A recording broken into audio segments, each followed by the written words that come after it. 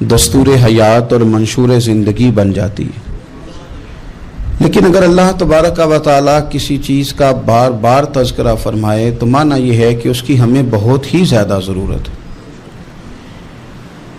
ان چیزوں میں سے ایک چیز صبر ہے۔ قرآن پاک نے 100 سے زیادہ مرتبہ صبر کا تذکرہ فرمایا۔ اتنی بڑی بات کو سمجھیے گا کہ 100 سے زیادہ مرتبہ قرآن پاک نے تذکرہ کیا ہے صبر کا، اور مختلف انداز میں۔ کہیں فرمایا کہ وَبَشِّرِ الصَّابِرِينَ، اے محبوب صبر کرنے والوں کو خوشخبری سنا دیجیے۔ کہیں فرمایا اِنَّ اللَّهَ مَعَ الصَّابِرِينَ، بے شک اللہ صبر کرنے والوں کے ساتھ۔ تو مختلف انداز میں مختلف طریقوں سے اللہ تعالیٰ نے صبر کا تذکرہ فرمایا۔ سوسائٹی کے اندر، معاشرے کے اندر اور مسلمانوں کے اخلاقی رویوں کے اندر اگر صبر کو داخل کر لیا جائے تو ہم محسوس کریں گے کہ ہماری زندگی نہ صرف یہ کہ آسان ہو گئی ہے بلکہ محبتوں والی ہو گئی ہے، چاہتوں والی ہو گئی ہے۔ ہمارے رشتے ایک دوسرے سے ٹوٹ نہیں رہے بلکہ بننا شروع ہو گئے۔ تھوڑا سا صبر بہت ساری چیزوں کو ٹوٹنے سے بچا لیتا ہے۔ قرآن مجید کی جو آیت کریمہ میں نے تلاوت کی، یہ سورہ آل عمران کی آخری آیت ہے۔ اللہ تعالیٰ نے فرمایا یا ایھا الذین آمنوا اصبروا وصابروا، اے ایمان والو صبر کرو صابر بنو۔ اے ایمان والو صبر کرو اور صابر بنو۔ کیا مطلب؟ پہلے صبر کا مطلب یہ ہے کہ اگر تمہیں کوئی ذاتی تکلیف پہنچے تو اس پر صبر کرو۔ وصابروا، اس کا معنی یہ ہے کہ اگر دشمن کے مقابلے میں کسی اور کی طرف سے کوئی تکلیف آئے تو اس پر بھی صبر کرو۔ پھر فرمایا ورابطوا، اور ہمیشہ کمر بستہ رہو، اسلامی سرحدوں کے پہرے دار رہو۔ واتقوا اللہ، اللہ سے ڈرتے رہو۔ لعلکم تفلحون، اس امید پر کہ اللہ تمہیں کامیابی عطا فرما دے، تم فلاح پا جاؤ۔ یا ایھا الذین آمنوا اصبروا وصابروا، اے ایمان والو صبر کرو اور صابر بنو۔ صبر کرو صابر رہو، یعنی جو ذاتی تکلیف آئے اس پر بھی صبر کرو۔ اور مصابرہ کا معنی سامنے سے آنے والی تکلیف، اگر بیماری آ گئی، کوئی پریشانی آ گئی، کہیں کوئی اپنا دنیا سے چلا گیا تو یہ ذاتی تکلیف ہے، اس پر بھی صبر کرنا۔ اور اگر اپنوں نے، بیگانوں نے کوئی تکلیف پہنچا دی، کوئی اذیت دے دی، وہ اذیت کئی صورتوں میں ہو سکتی ہے۔ تانا بھی ایک اذیت ہے، طنز بھی ایک اذیت ہے، کسی شخص کے بارے میں غلط کلمہ کہنا بھی ایک اذیت ہے، اور مقابلے میں کھڑے ہو جانا، لڑائی کرنا، یہ بھی ایک اذیت ہے۔ اس پر بھی صبر کرو۔ ورابطوا، اور اس طرح کرو کہ کمر بستہ رہو، جد و جہد کرتے رہو۔ واتقوا اللہ، اللہ سے ڈرو۔ لعلکم تفلحون، تاکہ تم کامیاب ہو جاؤ۔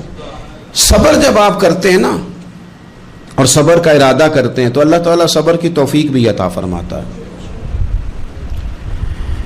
ہم نے یہ دیکھا ہے کہ ہمارے پاس نعمتوں کی کمی نہیں، ہمارے فریزر خوراک سے بھرے ہوئے ہیں، ہمارے دسترخوانوں پہ انواع و اقسام کی چیزیں چنی ہوئی ہیں، ہماری الماریوں میں کئی ہمارے لباس تیار شدہ لٹکے ہوئے ہیں، ہماری جیبوں میں ہماری ضرورت کا سرمایہ اللہ نے ہمیں دے دیا ہے۔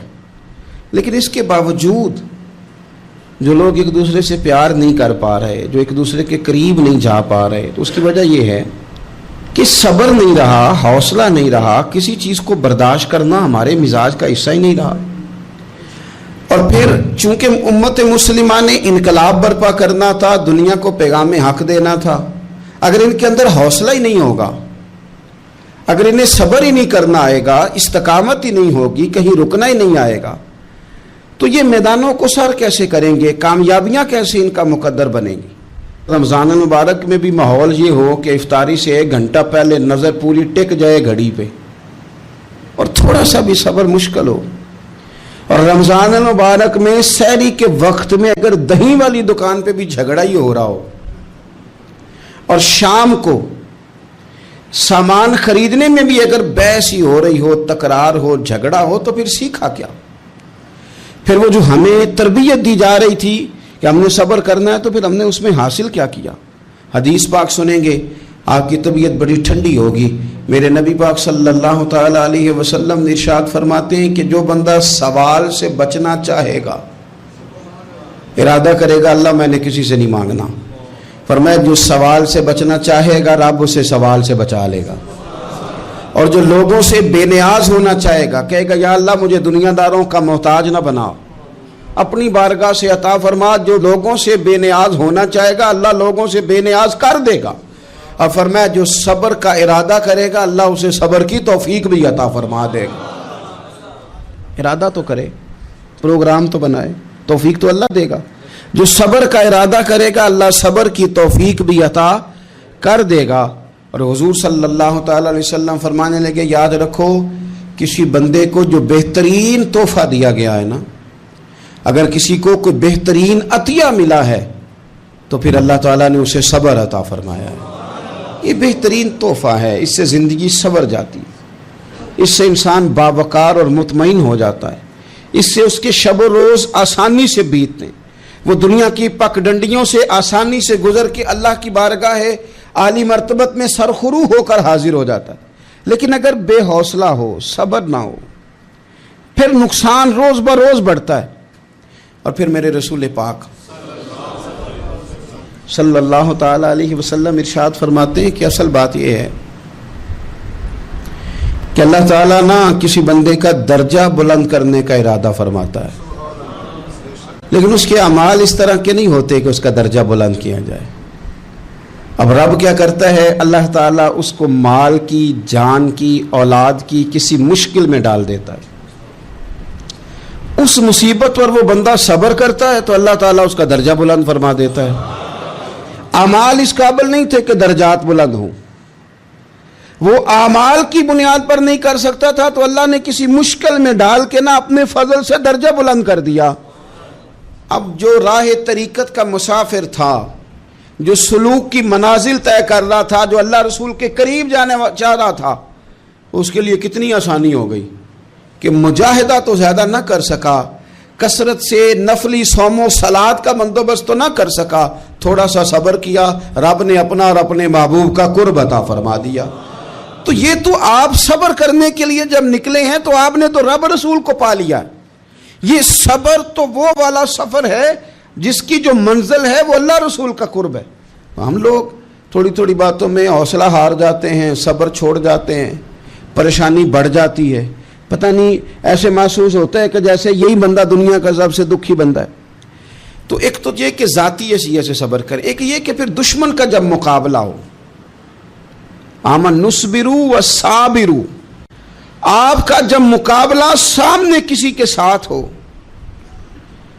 तो फिर तीर, तलवारें, असलहा, बंदूकें ये नहीं ज़्यादा लड़ती, मैदानों में हौसले लड़ते हैं, मैदानों में सब्र लड़ता है, मैदानों के अंदर तवानाइयाँ लड़ती हैं। मैदान करबला के अंदर कोई मुकाबला नहीं था तीर का तीर के साथ, तलवार का तलवार के साथ कोई मुकाबला नहीं था। मैदान करबला के अंदर जुल्म का सब्र से मुकाबला था। फतह के डंके यजीद ने बजाए थे, जशन इब्ने ज़ियाद ने मनाया था, लेकिन क़यामत तक अल्लाह ने जो फतह अता फरमाई है तो वो हुसैन इब्ने अली के सब्र को अता फरमाई, वो सैयदना इमाम अली मकाम के सब्र को मिली। अजीज भाई, सब्र ही हमेशा फातेह होता है, सब्र ही जीता करता है, सब्र ही कामयाबियां देता है। नतीजे सब्र के निकलते हैं, सब्र के हौसले के नतीजे होते हैं। हमारी जल्दबाजी हमें शिकस्त खुर्दा कर देगी, हमारा हौसला ना होना हमें हरा देगा, हम कमज़ोर पड़ जाएंगे अगर हम बेहौसला हो जाएंगे। सुनो, मेरे नबी पाक अलैहिस्सलाम ने तरबियत की, हुजूर अपनी उम्मत को दर्स देते हैं। हुजूर फरमाते हैं पहले तो कोशिश ही ना करो कि तुम्हारी दुश्मन से लड़ाई हो, इस चक्कर में ही ना पड़ो कि लड़ाई हो। मुसलमान अमन वाले हैं, ये पुरअमन लोग हैं, ये अमन पसंद हैं, ये दाइये अमन हैं, ये मुआशरे में मोमिन होना अमन की अलामत है। फरमाया पहले तो یہ پروگرام ہی نہ بناؤ کہ تمہاری لڑائی ہو، اور فرمایا پھر اگر ہو جائے نا تو پھر صبر کے ساتھ مقابلہ کرو، پھر ڈٹ کے مقابلہ کرو، اور پھر یاد رکھو کہ یہ جو جنت ہے یہ تلواروں کے سائے میں ہے، جنت تلواروں کے سائے میں تمہیں ملے گی۔ پھر ڈٹنا سیکھو۔ پہلے تو بات یہ کہ تم یہ ارادہ ہی نہ کرو لڑائی، اور اگر کبھی ہو جائے وہ لوگوں کو بتاؤ کہ ہیں ہم پرامن لوگ، پر دین کے لیے کھڑا ہونا ہو تو پھر ہم سے زیادہ کسی کو کھڑا بھی نہیں ہونا آتا، پھر ہم سے زیادہ کسی کے پاس طاقت بھی نہیں۔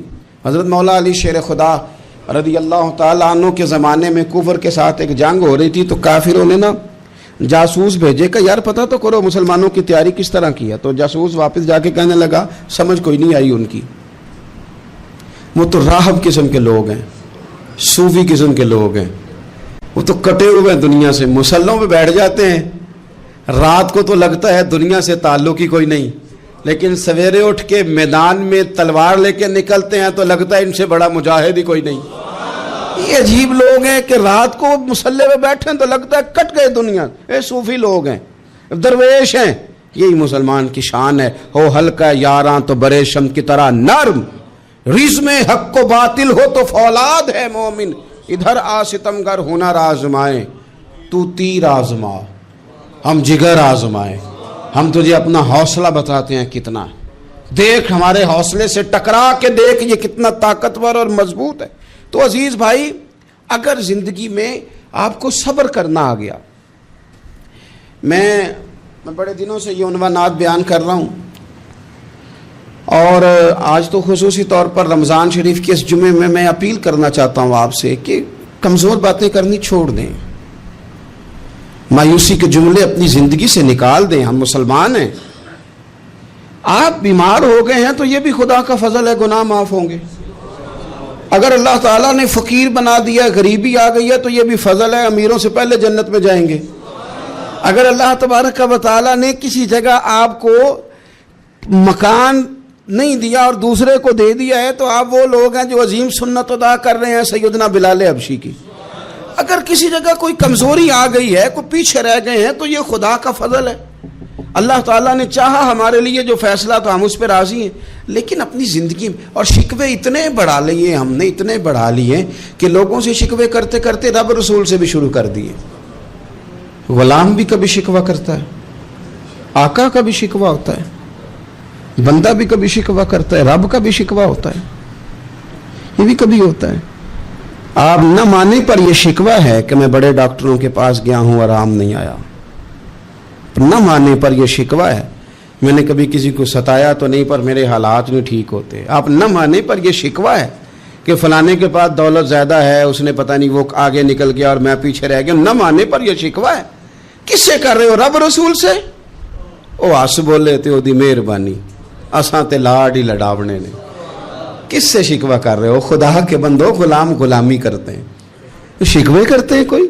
حضرت ام سلمہ رضی اللہ تعالیٰ عنہ، شوہر کا نام ہے ابو سلمہ، بیٹے کا نام ہے سلمہ، کہتی ہیں میں، میرا شوہر، میرا بیٹا، تینوں، چھوٹا بیٹا میرا، ہم نکلے مکہ مکرمہ سے مدینہ طیبہ جانے کے لیے۔ ایک کی بیٹا ہے، خاندان جمع ہے، شوہر کی گود میں بیٹا، اونٹ کے پیچھے میں۔ فرماتی ہیں مدینے کی سرحد آ گئی تو میرے میکے والے آ گئے، کہنے لگے ابو سلمہ نہیں لے جانے دیں گے مدینے اپنی بیٹی کو۔ میں نے کہا میں مسلمان ہوں، میں تو اپنے شوہر کے ساتھ مدینے جاؤں گی۔ انہوں نے کہا نہیں جا سکتے، تو نے جانا ہے تو جا، ہماری بیٹی نہیں جائے گی۔ زبردستی مجھ سے انہوں نے مجھے میرے شوہر سے الگ کیا۔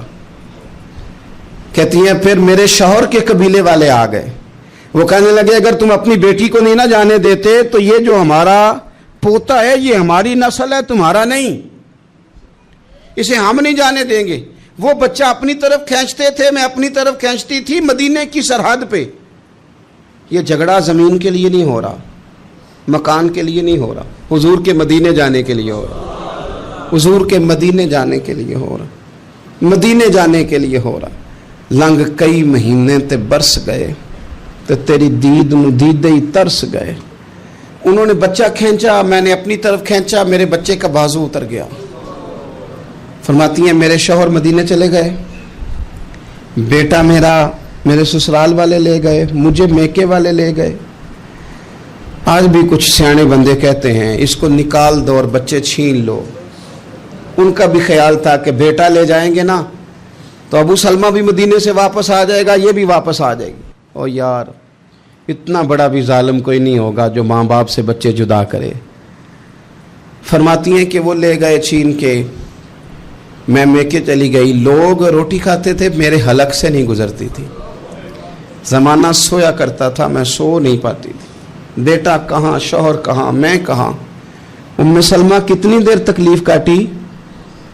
جناب ام سلمہ کہنے لگی لوگو 1-2 دن نہیں, پورا سال بیت گیا, پورا سال. پر جے سونا ہی میرے دکھ وچ راضی, جے سونا ہی مارو مارو مینو مار مکاؤ, میں کوئی عذر نہ پیش لے آواں, او جے سونا ہی میرے دکھ وچ راضی, پھر سکھ نو چلے ڈاواں.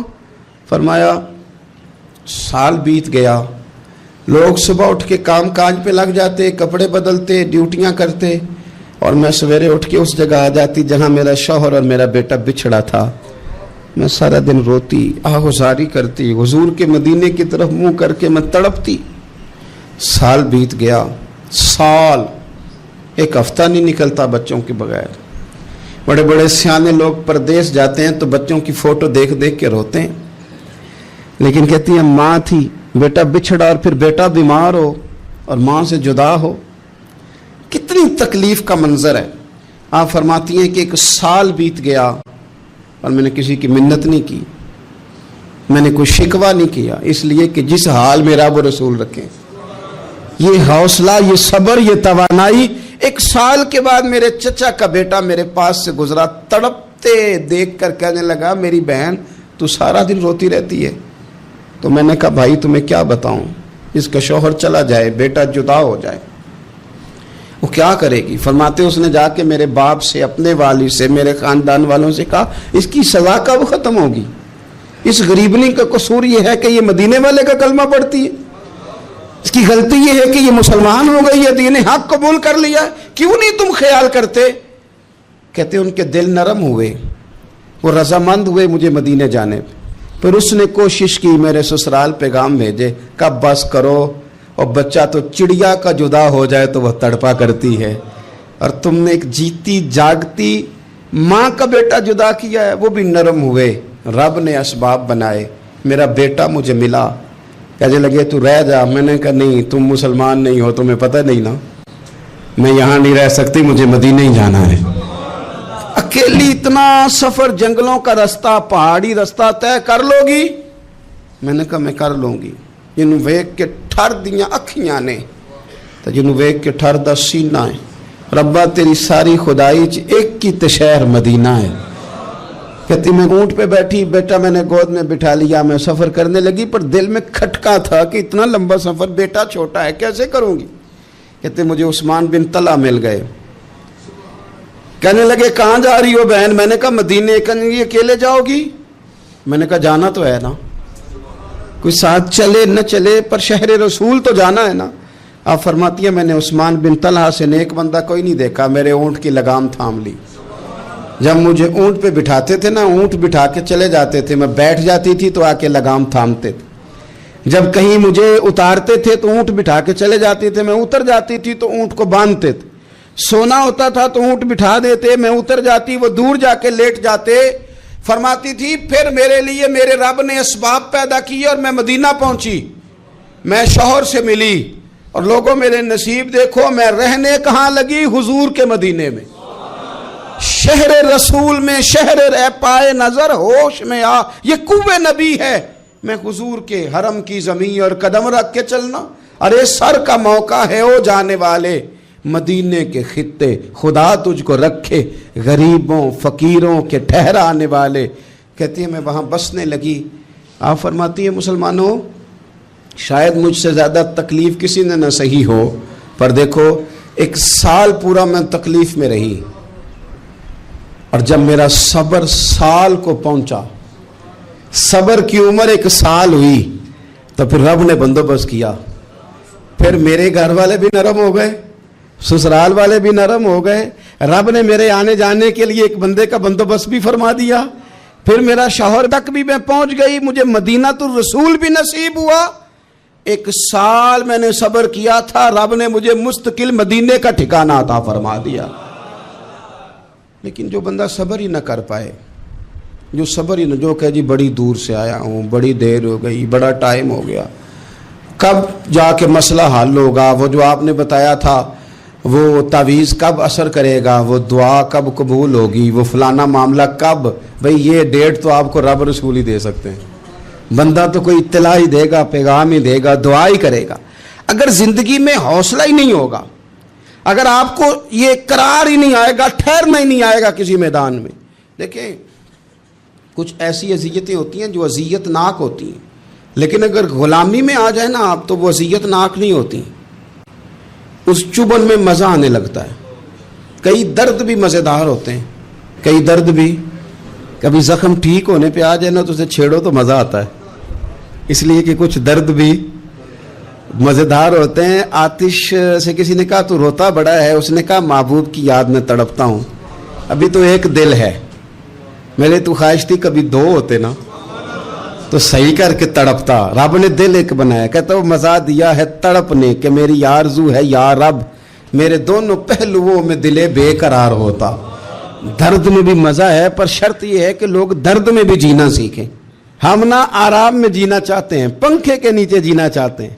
کاش کہ ہمیں صحرا میں بھی نیند کا مزہ لینے کا طریقہ آئے, پھر زندگی کے سارے راستے آسان ہیں, پھر اقرار بھی مشکل نہیں. لیکن چونکہ حوصلہ نہیں, صبر نہیں, وہ والا قرار نہیں جو ایک مسلمان سے رب رسول کا مطالبہ ہے. حدیبیہ کے موقع پہ نا نبی پاک صلی اللہ علیہ وسلم نے جو شرطیں کافروں کے ساتھ طے کی تھی نا, حضور نے نور بصیرت سے کی تھی نا, تو انہی شرطوں نے پھر فتح کے باب کھول دیے. ان فتحنا لک فتحا مبینا. ایک شرط یہ تھی کہ اگر کوئی مسلمان مدینے سے مکے آئے گا تو مکے والے واپس نہیں کریں گے, رکھ لیں گے. پھر غور کریں, کوئی مسلمان اگر مدینے سے مکے آئے گا تو مکے والے واپس نہیں کریں گے, اور اگر کوئی بندہ مسلمان اپنے آقا کی مرضی کے بغیر مسلمان ہو جائے اور وہاں سے وہ مدینے آئے گا تو حضور پناہ نہیں دیں گے. تو میرے بھائی, محبوب کی طرف سے آنے والا نہ صرف سوکھ ہی نہیں قبول کرنا چاہیے, دکھ بھی قبول کرنا چاہیے, دکھ بھی قبول کرنا چاہیے. ہمارا یہ مسئلہ ہے کہ ہم نہ میٹھی میٹھی کے قائل ہیں, کڑوی کڑوی کے قائل نہیں. اگر وہ کبھی دکھ دے نا تو محبوب کا دکھ بھی سکھ سمجھ کے قبول کرو. ہاں اس کی طرف سے کانٹا ہے کبھی تو اسے پھول سمجھ کے قبول کرو, وہ چبھے گا نہیں, انشاءاللہ مزہ ہی دے گا, وہ قبول تو کرو نا.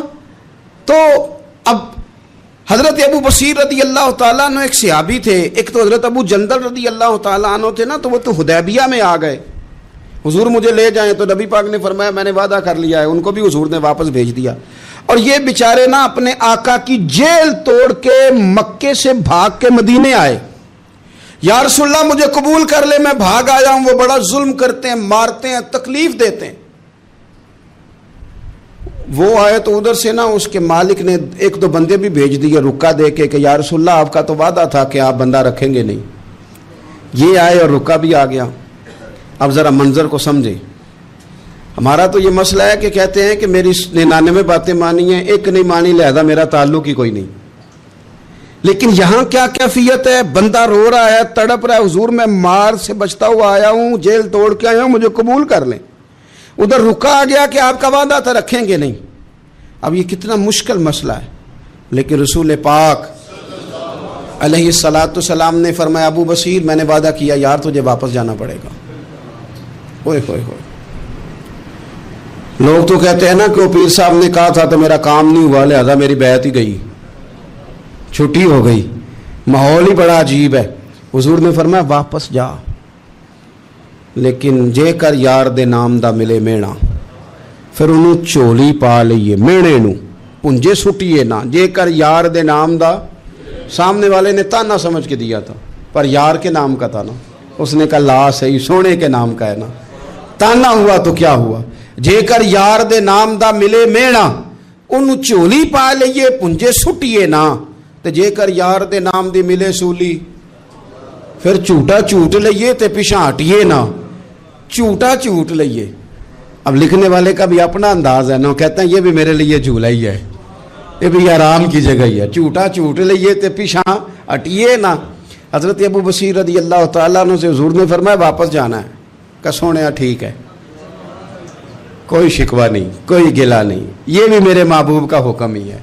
اور کیا بات ہے، میرے نبی وعدوں کے پکے ہیں، کیا بات ہے، حضور نے جو کہا کر کے دکھایا۔ کہتے ہیں میں واپس جا رہا تھا، ایک دو بندے ساتھ تھے، جب مدینے کی حد گزر گئی نا، حضور نے تو کہا تھا نا مدینے میں پناہ نہیں دینی، تو میں نے اس سے کہا یار تلوار بڑی سونی ہے، میرا دکھانا۔ اس نے دکھائی تو ایک کی میں نے گردن کاٹ دی، دوسرا ویسے ہی بھاگ گیا، اور بھاگ کے حضور کے پاس آیا، جی اس نے تو مار دیا۔ تو سرکار فرمانے لگے میں نے تو وعدہ پورا کیا تھا نا، تم سے نہیں سنبھالا گیا تو معاملہ تمہارا ہے۔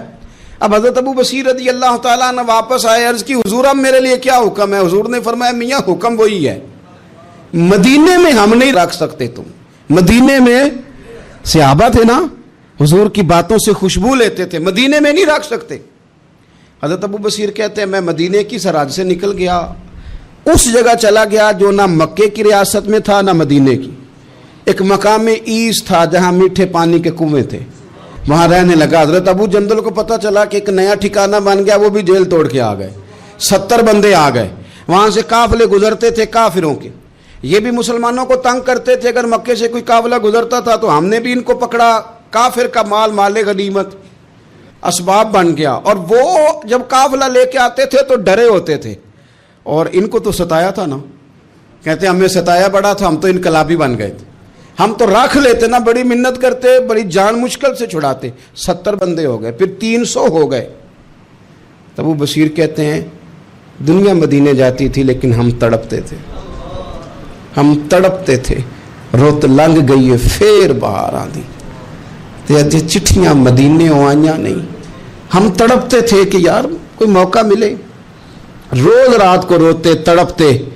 300 انقلابیوں کا جتھا صبر سے بیٹھا ہے مدینے کی سرحد پہ، اندر آنے کی اجازت نہیں، پر غلامی میں روز اضافہ ہو رہا ہے۔ صبر دیکھو، غلامی میں روز اضافہ ہوتا ہے۔ تنگ آ گئے کافر، پہلے بڑی ڈینگیں مارتے تھے کہ دیکھو ہم نے کیسی شرط منوائی ہے، کیسی شرط منوائی ہے کہ ان کا بندہ آئے گا تو ہم واپس نہیں کریں گے، ہمارا جائے گا تو انہیں کرنا پڑے گا۔ پھر اتنے تنگ آئے کہ خود آ کے کہنے لگے حضور مہربانی کریں، یہ شرط تو ختم کرے نا، اور ان 300 کو تو مدینے بلائیں، مہربانی فرمائیں۔ حضور بڑے خوش ہوئے، آج غلاموں کے نام پیغام لکھا، غلاموں کے نام پیغام لکھا، چٹھی لکھی حضور نے۔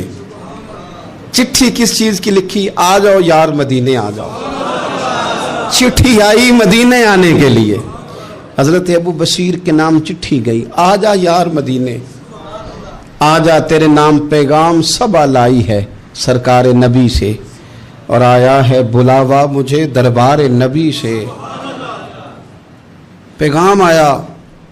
حضرت ابو بصیر اتنے بیمار تھے کہ نزع کا عالم تھا، لیکن اس عالم میں بھی انتظار تھا۔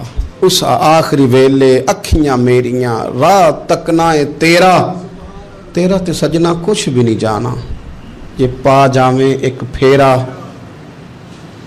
تے سر میرے تے آن کھلویں تے پھر پردہ رہ جائی میرا، سوکھا نکلے صاحب ظہوری، یہ ویخ لوے مکھ تیرا۔ حضرت ابو بصیر کو نہ وہ رکا گیا، حضور کی چٹھی گئی تو یوں چٹھی پڑی، حضور نے فرمایا آ جا نا، رستہ کھل گیا ہے، تو آ جا، کھل گیا رستہ۔ دعا فرماؤ مدینے کے رستے کھل جائیں، کرو نا یار دعا مدینے کے رستے کھل جائیں۔ کچھ ایسے ہیں جنہوں نے سارے دکھ سنانے ہی مدینے جا کے ہوتے، کچھ لوگ ایسے ہیں جن کے دل اور کلیجے پھٹنے کو آ گئے، دعا کرو رستے کھل جائیں۔ حضور نے فرمایا آ جا تیرا راہ کھل گیا۔ حضرت ابو جندل کہتے ہیں میں سرانے کھڑا تھا، حضرت ابو بصیر کے خط پڑھا، مسکرائے، اشارے سے کہنے لگے کہ دیکھ میرے نبی کا خط ہے، حضور کی چٹھی میرے نام آئی ہے، پڑھنا۔ میں نے بھی پڑھی، پہلے روئے، پھر کلمہ پڑھا، پھر میرا ہاتھ تھاما، روح ہی پرواز کر گئی، ہمیشہ کے لیے، ہمیشہ کے لیے۔ وہ ظاہری جسم کے ساتھ تو مدینے نہ پہنچے، پر قبر میں گئے تو مدینے والے کی زیارت نصیب ہو، قبر میں حضور کی زیارت نصیب ہو گئی، قبر میں۔ حضرت ابو جندل کہتا ہے میں نے جنازہ پڑھا، اور اسی مقام پہ جہاں انہوں نے انتظار کیا تھا نا، वो मकाम में इंतजार उनका मज़ार बना, मज़ार के साथ मस्जिद बनी, मस्जिद का नाम मस्जिद अबू बसीर रखा गया। उन्होंने उस इंतजार में जान दे दी, पर सब्र किया, शिकवा नहीं किया। यारो इतनी शिकायतें, इतनी शिकायतें, इतने शिकवे। एक बात मेरा और करने को दिल कर रहा है। एक सहाबी थे हज़रत आसिम बिन साबित रज़ी अल्लाह ताला अन्हु, जंगे उहद में ना हुजूर के हाथ पे मौत की बैत की, जंगे उहद में बैत की, सोने तेरे नाम पे मरना, डट के लड़े। सलाफा बिन साद के 2 बेटे बदर में कत्ल किए इन्होंने। उसने कसम खाई कि माज़ अल्लाह मैं इनका सर मंगा के तो इनकी खोपड़ी में शराब पीऊंगी। सलाफा बिन साद ने यह कसम खाई कि मेरे 2 बेटे कत्ल किए, मैं इनकी खोपड़ी में शराब पीऊंगी माज़ अल्लाह। एक कबीला गजील था, उन्होंने उहद के बाद हुजूर से कहा कुछ कारी हमें दे दें, हमने कुरान सीखना है। तो नबी पाक ने कुछ बंदे भेजे, तो आसिम बिन साबित को भी भेजा, लेकिन उन्होंने धोखा किया। वहां जाके इनको गिरफ्तार कर लिया। जब गिरफ्तार करके मक्के वालों के हाथ बेचने लगे तो हजरत आसिम बिन साबित ने तलवार निकाल ली, फरमाने लगे मैं काफिर का कैदी होके जीने से बेहतर है शहादत की मौत मर जाऊं। काफिरों का कैदी लड़े और फरमाने लगे मेरे कमान में तीर बाकी है, मैं लड़ूंगा और इतना लड़ूंगा कि तुम्हें पता चलेगा मुझे लड़ना आता है। और फरमाया मैं सब्र करूंगा और सब्र करके दिखाऊंगा, मैं डटूंगा और तुम्हें डट के। अकेला बंदा मैदान में डट गया, अकेला। जब तीर खत्म हो गए तो फिर नेजा निकाल लिया। ये बात आपको इसलिए समझा रहा हूं कि कुछ लोग कहते हैं जी मैं अकेला क्या करूं, तो ये आखिर में याद रखें कि सब्र आपने करना है चाहे अकेले भी रह जाएं, हौसला करना है चाहे अकेले भी रह जाएं। अकेले लड़े, तीर खत्म हो गए तो नेजा निकाल लिया, खूब लड़े। अब उसने कसम खाई थी कि मैंने इनकी खोपड़ी पे माज़ अल्लाह खोपड़ी मंगानी है, सर मंगाना है। और ये जो ले जा रहे थे धोखे के साथ, ये भी बेचने ले जा रहे थे। तो जब थक गए ना और चारों जानिब से जिस्म में तीर पे वस्त हो गए तो दुआ मांगी। अकेला बंदा और सब्र का मकाम, दुआ मांगी, कहा अल्लाह मैंने आखिरी दम तक तेरे दीन की हिफाजत की है, अब तू मेरे जिस्म की हिफाजत करना। इनके हथे ना चढ़ जाए मेरा जिस्म। हजरत आसिम बिन साबित रज़ी अल्लाह ताला अन्हु शहीद हो गए। काफिर करीब गए जिस्म पकड़ने के लिए, गिरफ्तार करने के लिए, सर काटने के लिए, तो शहद की मक्खियां आ गई, पूरे जिस्म पे कब्जा कर लिया। करीब जाते तो मक्खियां लड़ती, कहने लगे पीछे हट जाओ, शाम होगी ना तोड़ जाएंगी, फिर हम सर काट लेंगे। शाम तक चारों जाने बैठे रहे, ना कोई हवा आई, ना कोई बादल बरसा, ना कोई तूफान आया। शाम को इन्होंने उठाना था, एक रेला आया पानी का और जनाब आसिम बिन साबित की लाश मुबारक को बहा के ले गया। मेरे रब ने उस मैदान में भी ये बतलाया कि जो सब्र करे ना रब उसके जिस्म। मुस्तफा मुस्तफा मुस्तफा